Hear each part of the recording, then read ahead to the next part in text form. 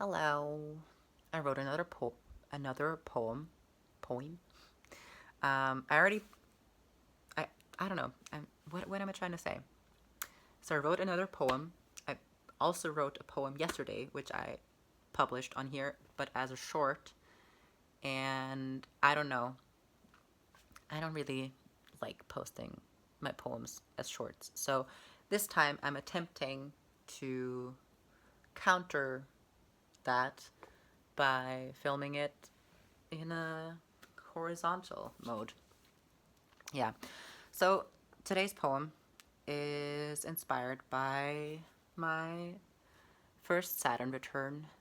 Um, but I guess you could argue that probably anything that I'm doing or thinking these days is inspired by my Saturn return. But this one specifically goes out to that guy, to Saturn. So, okay, here goes.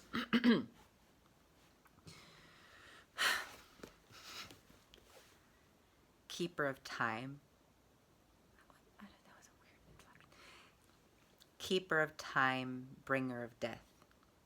You made me feel real by forcing my breath up to the surface along with my fears, pushed to the bottom for 29 years.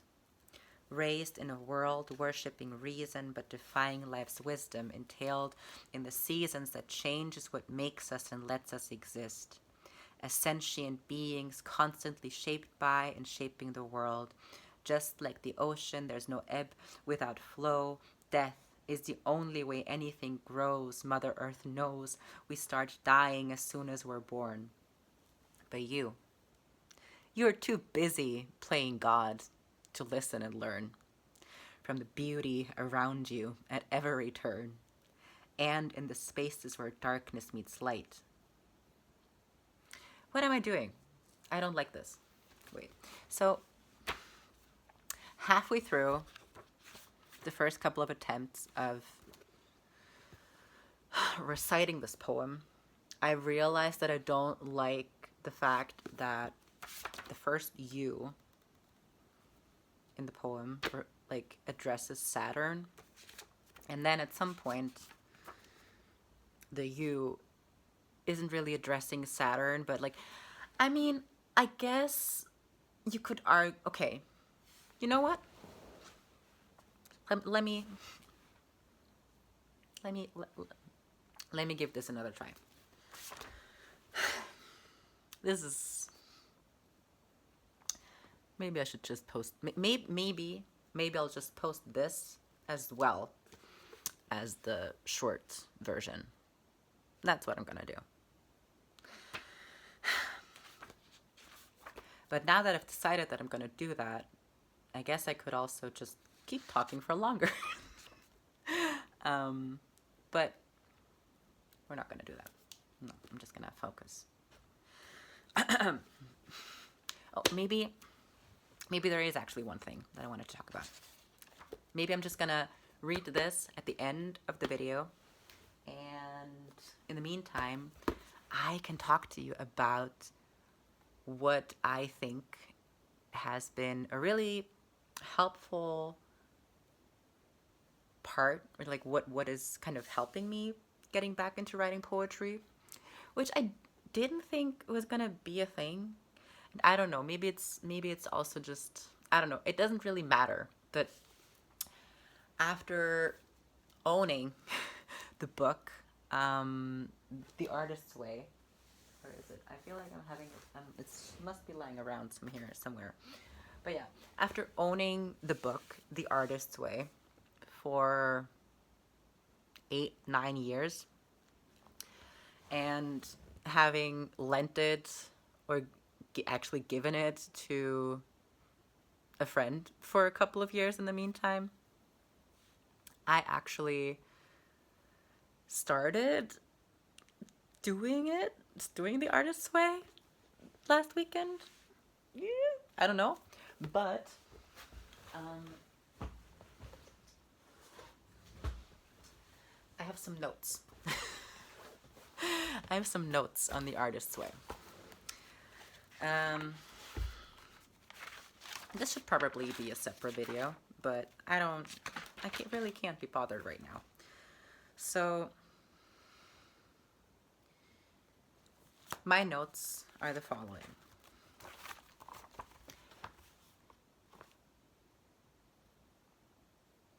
The Artist's Way, I don't know, like I should probably get the book as well. So, okay. Okay. Here you go. This is it. There are like probably 100 versions of this, but this is mine. And I wanna before I get into my notes, okay, so the reason why I kind of why like the Artist's Way came back onto my radar was because Hannah Witten actually like talked about it in her videos last year because she was like doing the Artist's Way. And one of the, I don't know, issues that she had with it is probably one that most people have with it, and also one that I had with it 8 years ago, which was kind of the whole God aspect of it all, or like the spiritual kind of dimension of it. It is like a very like I'm not that far with it, but like as I understand it, it's a very spiritual journey, which for me right now like is not an issue at all. So the issue that I do have with it is I'm just gonna read you. So it's so the Artist's Way is basically, I don't know if you've never heard of this before. It's basically, so it's a book. It's a book, but it's also a course. So it's like it's a course in the form of a book. It's a course in a course in discovering and recovering your creative self, or a spiritual path to higher creativity. And there are two methods or two tools that are kind of at the core of this course, which is like and those tools you get introduced to right away, and you're supposed to use them all throughout those 12 weeks. One of them being the artist state, which is something that I actually haven't read the section on that yet, but as I understand it, I think it's something you're supposed to kind of take yourself on an artist date every week. But the other thing is the morning pages, and that's a concept that like probably a lot of you or like a lot of people have come across outside of the context of this book, but apparently, I mean, I guess other people have come up with this, but I feel like this is the original that a lot of people cite as being kind of the, I don't know, source or like original idea for the morning pages. And the morning pages is something you're supposed to do every day. I'm not gonna go like into the whole shebang of it, but it's supposed to help you kind of get over that like inner critic and that inner censor of yours. And aside from the whole God aspect that kind of put me off the book a couple of years ago, which isn't really an issue for me anymore right now, but the thing that and the other thing that I noticed this time, which I think was the much bigger problem for me last time, was the following. So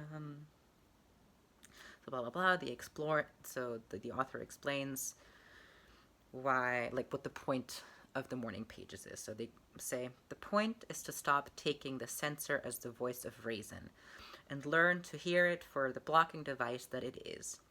Morning pages will help you to do this. I mean, this is fine. That's like, but the next part is what I take issue with. Morning pages are non-negotiable. Never skip or skimp on morning pages. Your mood doesn't matter. And like the thing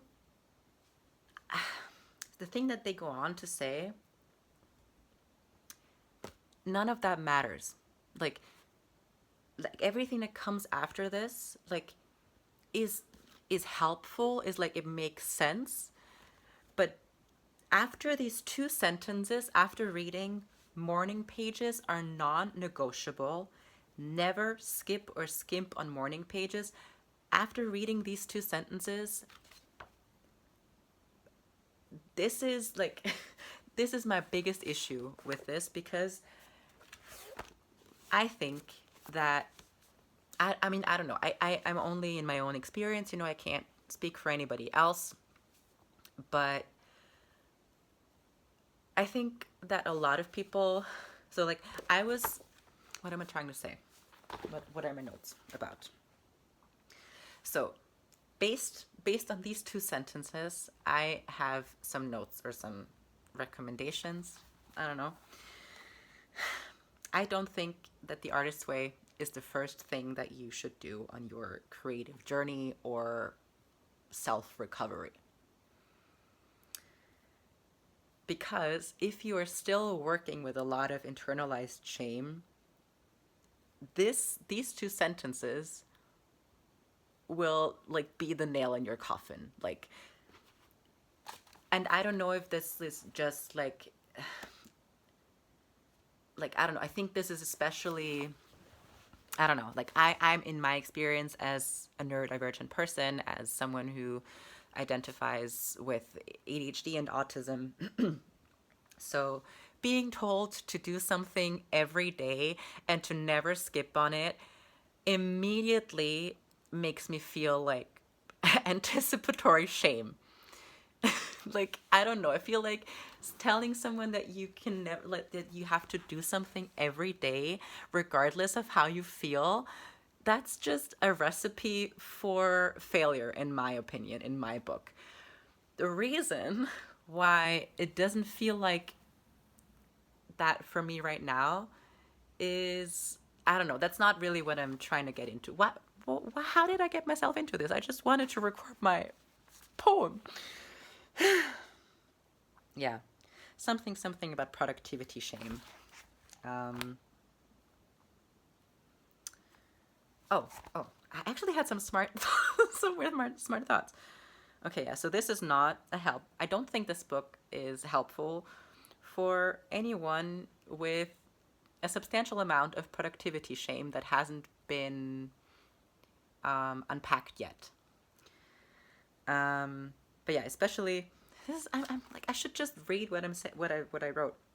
Yeah, but especially for ADHDers or other people struggling with self-doubt, exhaustion, and depression.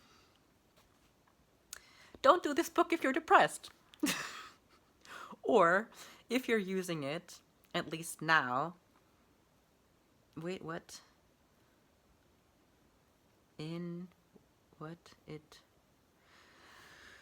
Why can't I read my own writing?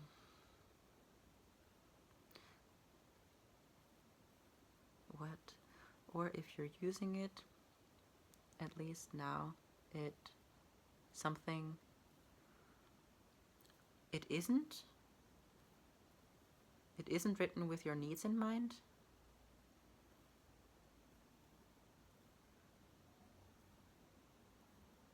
I don't know what I was trying to say.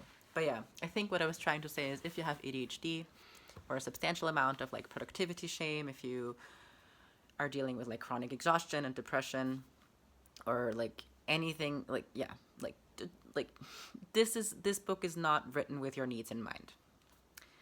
So yeah, the next thing that I wrote down is, don't do this if you're trying to be productive.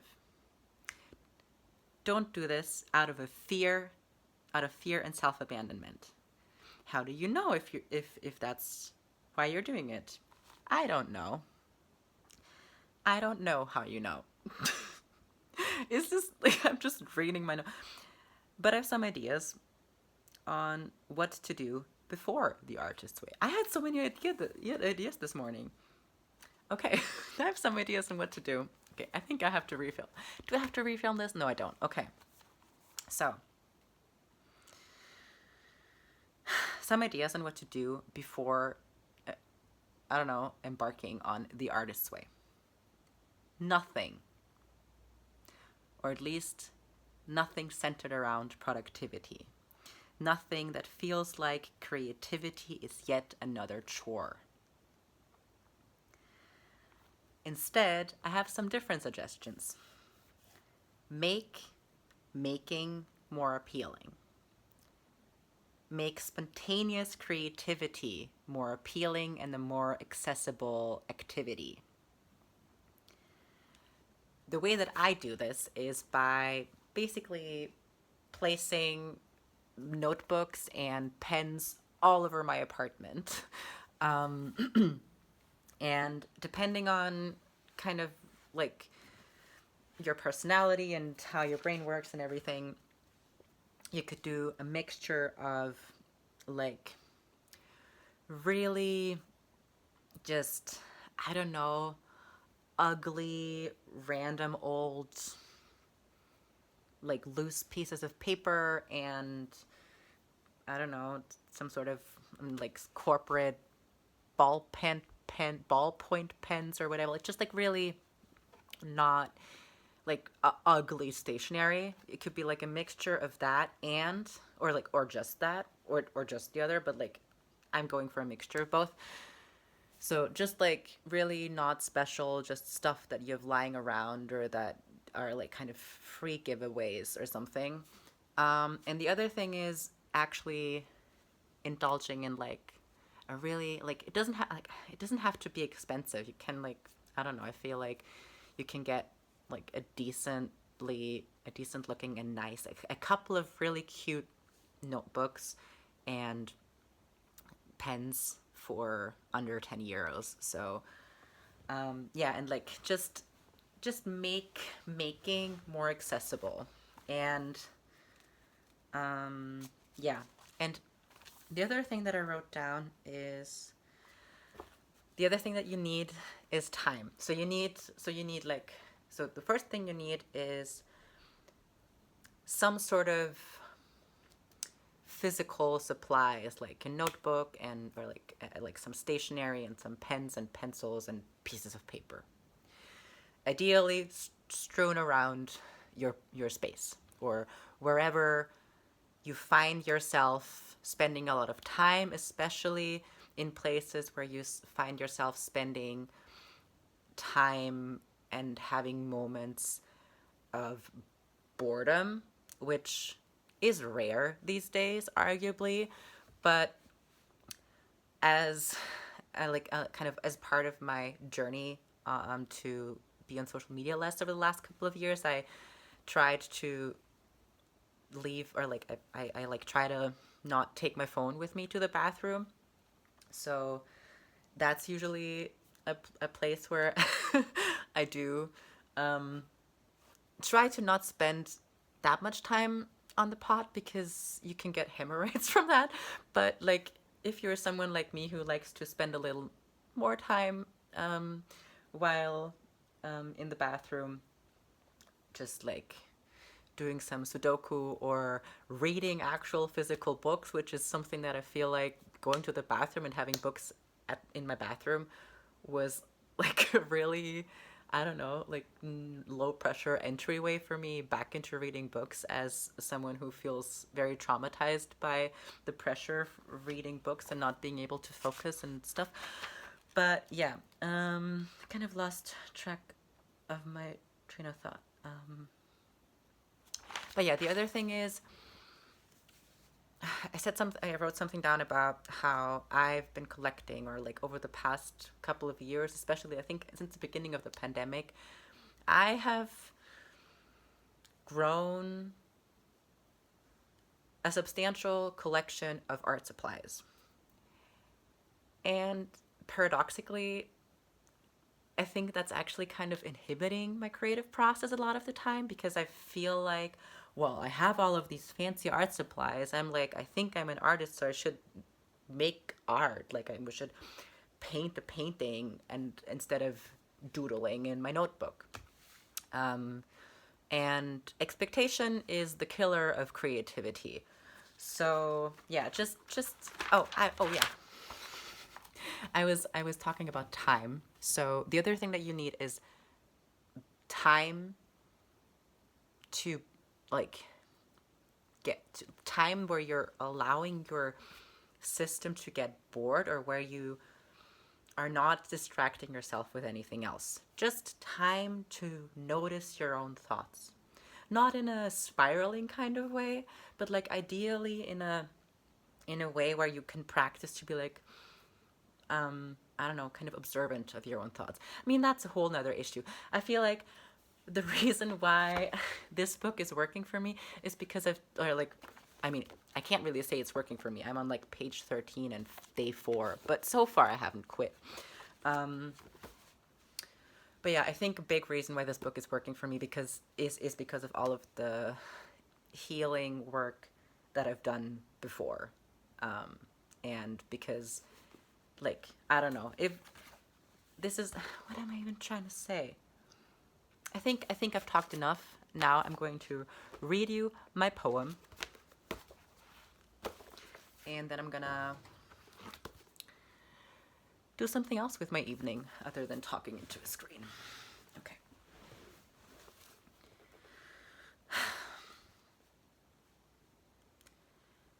Keeper of time, bringer of death.